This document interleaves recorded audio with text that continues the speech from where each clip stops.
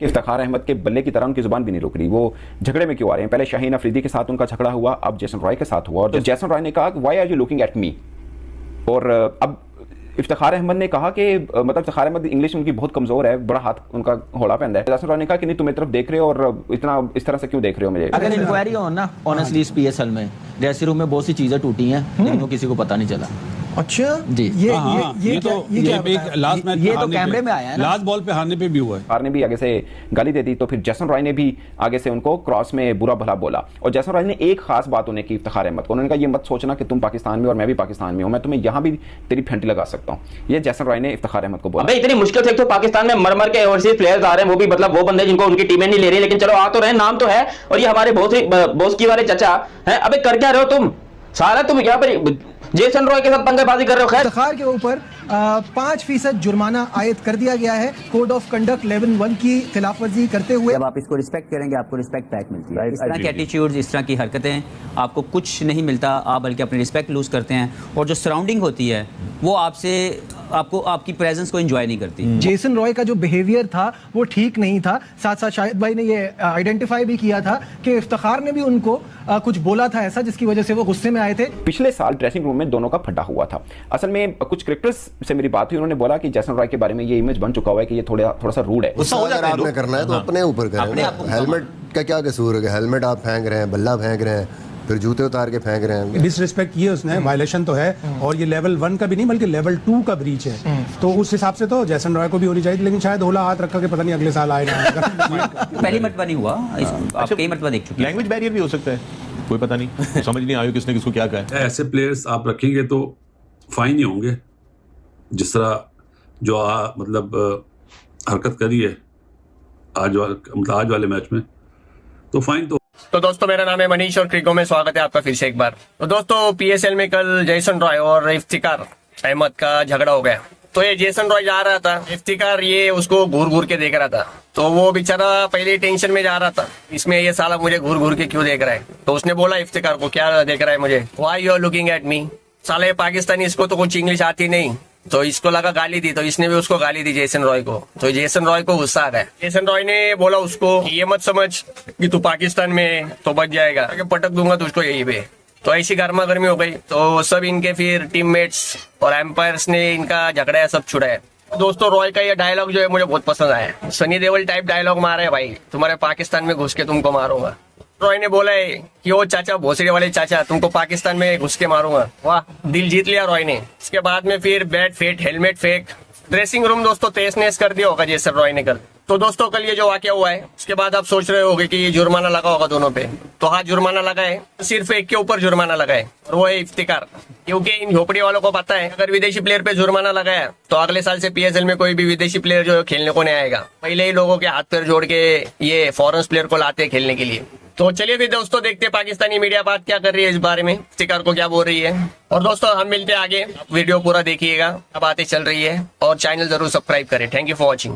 Jason Roy और इफ्तिखार अहमद, ये आपने कल मैच में देखा कि दोनों आपस में बड़े भड़क रहे थे, और बाद में रिजवान आए, बाकी क्रिकेटर्स भी आए और उन्होंने साइड पे कर दिया। मगर इफ्तिखार अहमद ने ऐसा क्या कहा था जिस पर जेसन रॉय भड़के? मैं आपको रीजन बताऊंगा तो आप भी सर पकड़ के बैठ जाएंगे कि यार ये कोई बात नहीं थी। मगर झगड़ा बहुत शदीद नौयत का हुआ। फिर जेसन रॉय ने जो अल्फाज कहे वो बहुत ही के वो वाले थे कि जिसे हम नहीं लोरी में कहते मत्थे रंग देंगे, वो वाला सीन था। जेसन रॉय जब आउट होकर जा रहे थे, तो अब वीडियो अगर गौर से देखें तो इफ्तिखार अहमद आ रहे हैं। इफ्तिखार अहमद ने कोई वर्ड नहीं कहा, वीडियो गौर से दोबारा देख लेगा। इफ्तिखार अहमद ने कोई वर्ड नहीं कहा, जस्ट वो देख रही हैं। तो जेसन रॉय ने कहा why are you looking at मी।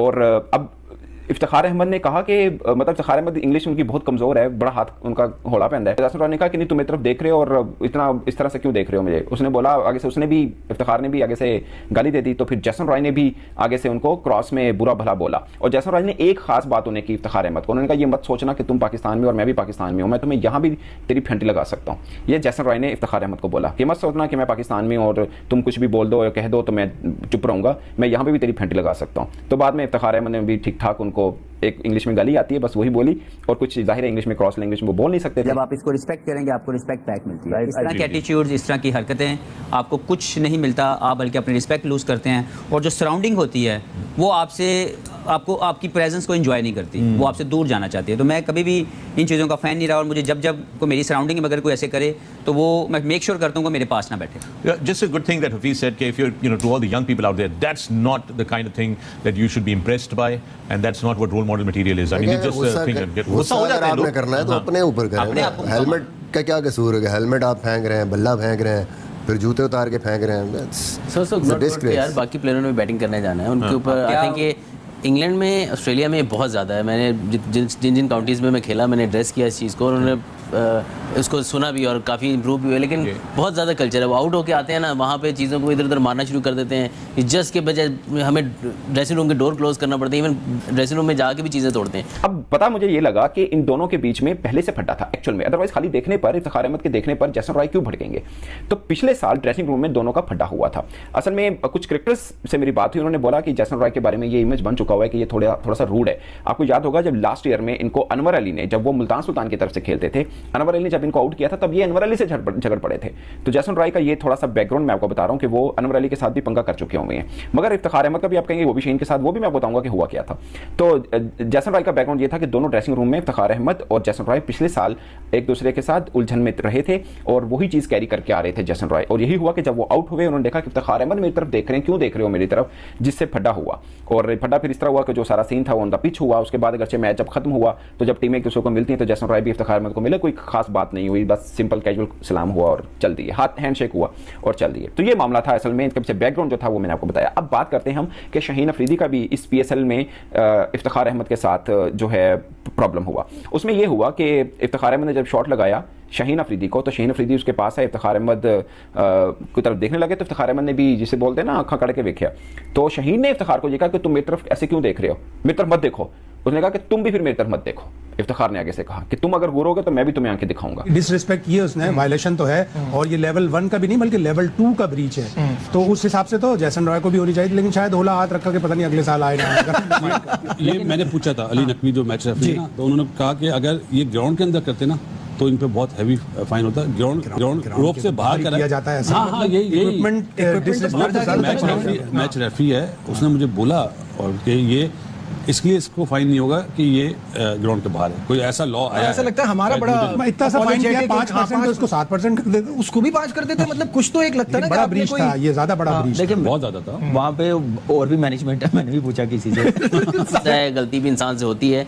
आप एंग्री हो, बैठे 5 मिनट सेपरेट होकर बैठे, you think about it, heat of the moment. किसको, इंसान है, सबको दुख होता है, बट इट्स नॉट कि आप इंप्रेशन दूसरों पे क्या डाल रहे हैं, दूसरों ने बैटिंग करने जाना है, क्या उनके ऊपर क्या इंपैक्ट पड़ रहा है। और यंगस्टर्स जो आपको देख रहे हैं, स्पेशली जैसन रॉय ने बहुत क्रिकेट खेली है, रोल मॉडल होते हैं ये यंगस्टर्स के लिए। जब इस तरह करते हैं, पार्ट ऑफ स्पोर्ट्समैन स्पिरिट है ना कि आपने उसको लेना है, आपने जो भी आपके फेलियर है उसको आपने ड्रॉप करना है। Pressure, you are the leaders. जो हुआ वो तो चलो समझ आती है कि शायद उसने कुछ कहा हो, हीट ऑफ द मोमेंट आपको थोड़ा गुस्सा चढ़ गया, लेकिन ये जो सामान फेंकना इधर उधर, दैट इज आउट। ये को पहली मर्तबा नहीं हुआ, आप कई मर्तबा देख चुके हैं। लैंग्वेज बैरियर भी हो सकता है, कोई पता नहीं, समझ नहीं आया किसने किसको क्या कहा है। ड्रेसिंग रूम में जाके या डग आउट में कुछ चीज तोड़े ना अपने इक्विपमेंट के अलावा, तो वो फाइन होता है। अपने बैट और हेलमेट फेंकने का नहीं है, नहीं है उसको, इसलिए चेंज हुए नहीं। इस टूर्नामेंट में इक्विपमेंट ब्रीच पे एक फाइन हुआ, मुझे याद नहीं आ रहा, इक्विपमेंट ब्रीच पे हुआ है, फेंकने पे हुआ है। तो आप फिर हर टीम के लिए अगर इंक्वायरी हो ना, ऑनेस्टली इस PSL में ड्रेसिंग रूम में बहुत सी चीजें टूटी हैं, लेकिन वो किसी को पता नहीं चला। अच्छा जी, ये तो लास्ट मैच ये तो कैमरे में आया है, लास्ट बॉल पे हारने पे भी हुआ है। ऐसे प्लेयर्स आप रखेंगे तो फाइन ही होंगे। जिस तरह जो मतलब हरकत करी है आज वाले मैच में, तो फाइन तो होगा। और मेरा ख्याल है कि जो एम्पायर्स हैं, जिन्होंने आउट दिया था वो भी उनके अपने ही एम्पायर थे, इलिंगवर्थ ने ही आउट दिया था, और मानामा मैच रेफरी है।